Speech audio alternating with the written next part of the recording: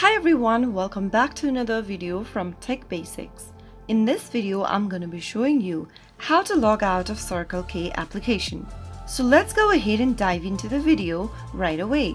First of all, tap open the Circle K application and launch it open. If you want to log out of your Circle K account, then the process is quite easy.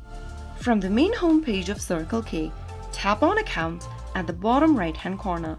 Now from the account page, scroll all the way down and tap Sign Out, and you will then be redirected to the main interface of Circle K app.